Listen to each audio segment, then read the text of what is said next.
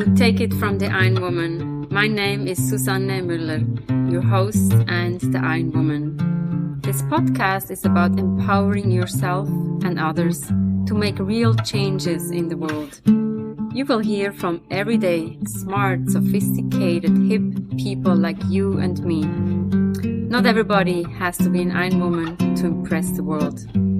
Together, we will learn from the sports and business leaders how you can become a more successful person as an entrepreneur or a leader.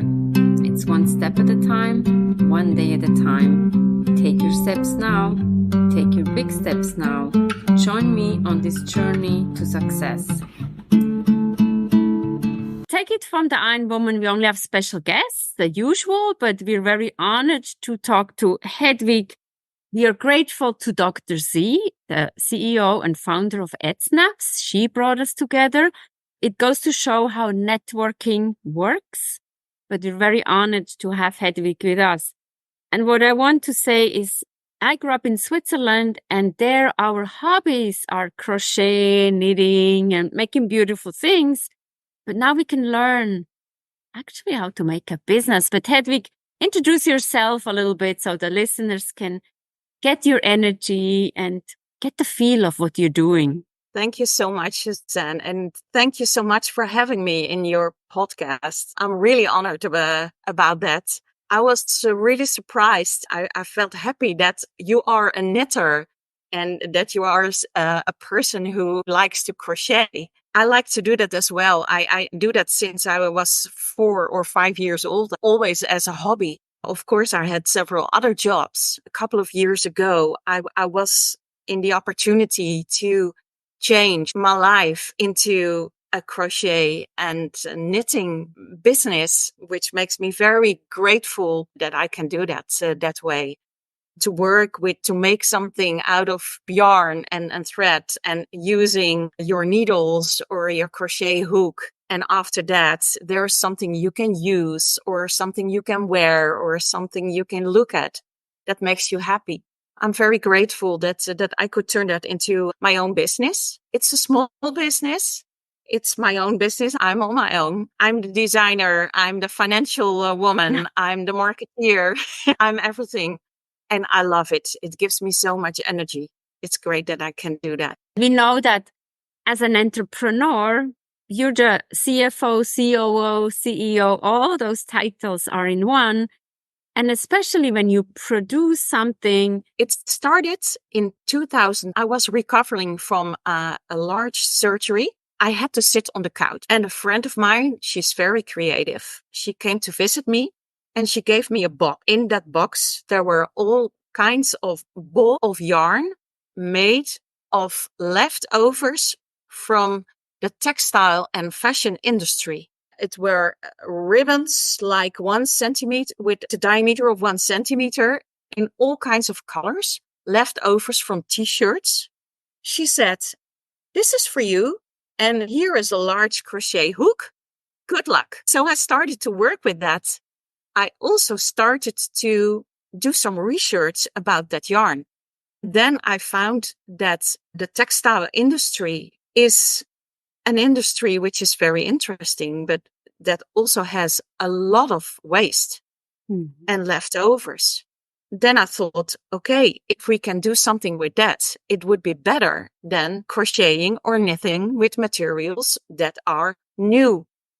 So I started to search for companies that are selling yarns that are recycled. 10 years ago, there were not so many companies, but luckily, there are more and more companies who want to work with recycled materials and want to work in a more sustainable way. Then I thought, if I want to do something special in this business, I have to choose a niche. And that is the recycled materials and the natural material instead of new yarns and synthetic yarns. That's how it started. I'm very grateful to my friend. Where do those materials come from? Is it made from plastic? I know I used to work for Nestle, and there they did bottles or all plastic, and then we see they produce t-shirts. But what materials are you using? 95% of the materials is made of cotton. It's leftovers from t-shirts, and t-shirts normally, most t-shirts are made of cotton with a certain percentage of lycra in it or other materials that makes it a bit stretchy. 95% cotton, 5% lycra, but most of the yarns are made of cotton. I work with recycled cotton and I work with wool or alpaca, that kind of materials. Only nice materials. Yeah. Alpaca and cotton is really nice materials. For me, it's nice to have that niche, but I also wanted to be sure that I work with yarns of very high quality. If I make something for someone else, that person is paying me for that. I want that product to last a very long time. That's why I really searched for the best products. But still, I try to find the best qualities and trying something new. We're so happy to have you. And you said you make things. Tell us what things are, and only on demand. I love that. The products I make are home decoration products. So you can think of cushions or pillows. I don't know what the American term is for that. I make pillow covers, but I also make the inner pillows. I sew the inner pillows and then I make a crochet or knitted pillow cover. I make blankets. I make door stoppers, wind stoppers, baby mobiles. A lot of things you can use in your house or outside in the garden. I make Christmas decorations, which you can hang on your front door or on the patio with Christmas lights, etc. Yeah. And for the listeners, we can all find it on her beautiful website, and you also have Etsy. And you also mentioned you make patterns. You said you were actually a teacher. Me thinking with patterns, I'm not so good with patterns and following instructions. But actually, when you think of your background as a teacher in chemistry and bio, it makes sense. Well, when I started StudioHedwig, I was starting with making products for other people. And then I was connected with someone and she knew someone else. And that person said, would you be interesting if you make a design for my magazine? I could give you the yarn and you write a pattern. And I thought, oh, okay. Would that be something I can do or not? But then I thought, okay, Hedwig, you are a teacher and you can make leaflets for persons how to do things. So let's give it a try. And then I designed a blanket, a knitted blanket with cables. And that turned out, quite well. After that first design, other designs came. And then I had the nerve to ask one of my suppliers whether they were looking for a new designer. It was not really my style, but I did it. And they said yes. I started to design for that up and another supplier and a supplier of recycled cotton. I made a lot of designs for them. I found out that it was something I really liked. I like to write down something in that way that other people can follow it. And I like to make pictures of the steps. So I incorporate the pictures. Sometimes I incorporate a video or a drawing and I take them by the hand and lead them step by step. And in the end, they have their own product. It's very nice to get feedback from people working with my patterns that a lot of people send me pictures. This is what I made. And it's so nice. It's really so nice. Giving people a good time, a relaxing time with their yarn and a pattern and making something. It really makes me happy. It's all about the happiness. In a way, is you found the passion, but now you're the entrepreneur. Let's talk a little bit about business. How is it to make a business out of your hobby? Because a lot of people say, oh, it's a hobby and you will never make money. But you also said the money in the bank is one thing, but it's also the reward in your heart that makes you rich. So, well, to be honest, this business is not a business that makes you rich in terms of your bank account, but it makes you rich in terms of being creative and seeing that other people are creative as well. And it makes rich to see other people happy if they can create something that they can that's very important. But of course, there's always two things in life. And I totally understand that. But I could make that choice. I'm very grateful for that. I could make it that way. I dived into it. And that's it. And it's also very uncertain because there are months that I sell a lot of products or a lot of patterns. For instance, January is a month that people don't buy. I started to learn that January is a good month to think about new designs and to work for myself and to start thinking about new things instead of being busy with sales and making products, home decor products for other people. It's the same for the sew. I learned that also the summer is not a very good period to sell, but that's for me a good time of the year to work on new pattern writing. That's what I learned the last years. That's a very good lessons for all the entrepreneurs. For example, I also know January is a very slow month. That's the month to rejuvenate, to create marketing material, to learn new things. Yeah. You said for 2024, I would like to continue working with several companies, but I also want to stay close to my beliefs and vision. This means that I sometimes have to say no. I would like to become better at this. What can we learn from you? This is a good advice here. What I mean with that is I made a choice to work with recycled materials, with natural materials, but I also want to have the rights on my own patterns, which means that there are companies or organizations who ask to make a design. And then when I give it to them, the rights are for them and not for me. That is something which was new for me, of course, as well. So you have to ask and to read all the pieces of paper, that the paperwork. A small? Yes, we call that the small letters. Yes. On the page 20.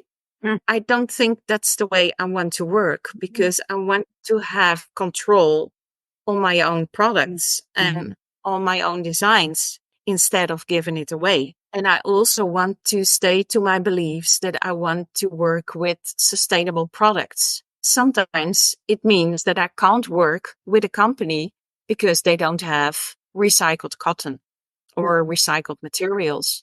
And that means that sometimes I'm not earning the money with that companies. Okay, that's my choice. But sometimes it's difficult because you think, okay, it would be nice to have some extra income but then no, I have to stay to my beliefs. And I really think it's important to do that.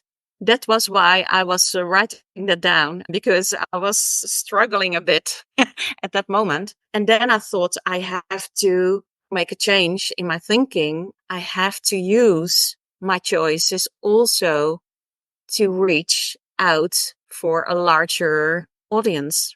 I'm not someone who can change the knitting and crochet industry, but maybe I can create a little bit of awareness about which materials to work with. Do you really need that much yarn or can you use less or exactly that way? You're on to something very important. It's about the sustainability piece. And as a coach, I also go by a code of ethics. So that's your code of ethics that you only want to work with companies that go by your ethics standards and values. I congratulate you because we think, oh, I want to make more money. But it's the wrong choice. That's my personal opinion. It might be harder at the beginning, but once people see that these are my standards, these are my boundaries, people will come back to you and they say, Hedwig is really going with sustainability. That's what we want, rather than going with a company who is not as sustainable. While you were talking, I was thinking, those patterns, you give them away. So it's the copyright. What if you write your own book? Then it's your own and you can share it and people can buy it. So that was just what came to my mind. Yeah. that is something that be interesting. Just to come back about my patterns, I also make publications on patterns on my own name. I work for companies, but I also make publications under my own name. Then I'm sponsored by companies, or I just buy the yarn and I make my own patterns. I let them test, of course, by several people. So I know it's okay. And then I sell them via my website or via my Etsy and Ravelry shops. But a book might be interesting. There are a lot of crochet and knitting books already, but that does not mean that there is no room for another book. Sure. Yeah. It sometimes pops up in my mind. I must be honest, I've been too busy the last couple of years to make room for that. But maybe next year. My husband always said, "You are a teacher. You should make a publication, a book, but also make it possible for people to write down things in the book. Make it a workshop book. Yeah, a workshop book. Yeah. People can put their yarn in it or write down their projects. Maybe that might be something that might be interesting. We'll check in with you when you have that project ready. What do you do when you don't work? Obviously, people are using crochet and knitting as their hobby, but this is your job. So what do you do when I don't work? I like to read. I like to walk. So being outside, it's very nice. We live in a very nice area with grasslands, but also with wood. So I can go everywhere. And I really enjoy having our grown-up kids back home in the weekends. It's not every weekend, but if they're here with their partners and having a good time for them, cooking, talking, meeting friends. I really like music. I like to go to concerts with my husband, jazz or pop music. You seem to be a very busy person, but a happy person. And you're a person to make other people happy. So that's what I really like. Thank you so much for all your wisdom and insights into your life. Thank you so much for having me. It was very nice. Thank you so much, Suzanne. What are you taking away from this conversation? First of all, start knitting, start crocheting with wonderful products, but she's also a businesswoman. We can learn a lot from her wisdom. Keep following your dreams. Make it happen. Take it from the Ironwoman. We have episodes every Monday. And also we have the book, Take It from the Ironwoman, Global Business Coaching with Sports Parallels. Download it or get it in your local bookstore. Thank you for your support and we'll see you next time. Bye-bye.